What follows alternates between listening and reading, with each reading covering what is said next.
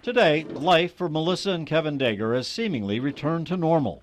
Thanks to going through rehab and the support of her family and friends, Melissa says she's beaten her addiction to methamphetamine. I've had to rebuild relationships, family relationships and friendships. And of course, I had to start out from the bottom to gain employment again.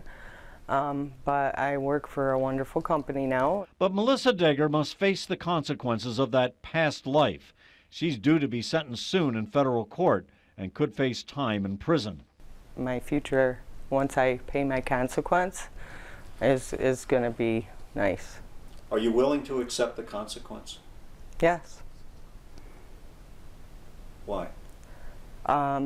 Because all of your actions in life have a consequence. When you make bad choices, you live with the consequences.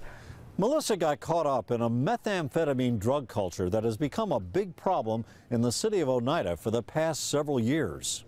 She led a double life. By day, Melissa was a normal working mother of 2 children, a homemaker and wife. But at night, she would leave her home and join with other meth addicts.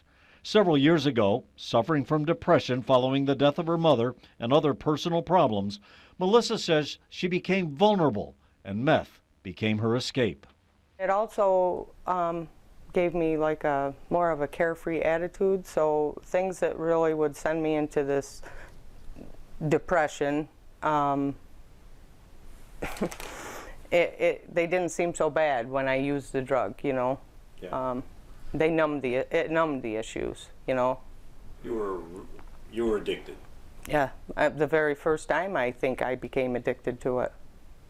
The double life came crashing down on June 28, 2011, when police raided her brother's home on Palmer Drive.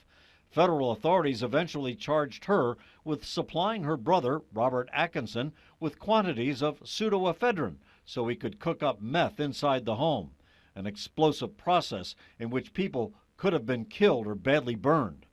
Atkinson is currently serving 30 months in prison. Kevin says he was unaware of all of this until the day his wife was arrested. Never thought something like that would come in my life. Looking back, Melissa says that raid and her arrest saved her life, but the guilt over what she did to her family remains. Every day of my life I live with it, you know, and it's still to this day, even though I'm doing the right things, and I've turned my life around. My kids still have, and my husband have, and my in-laws and my close friends, they still have my sentencing to look forward to. Melissa and Kevin meet often with her attorney, Robert Wells. He supports her decision to go public so that others may learn from her experience. This is important that people hear that there's hope, that there's a chance, that there is a way, no matter how deep they're in, that they may find their way back. They may heal. They may recover. Melissa Dager says she's writing an essay which she will present to the court at her sentencing scheduled for next month. The title, The Effects of Meth on a Beautiful Life. Reporting from Oneida, I'm Jim Kenyon.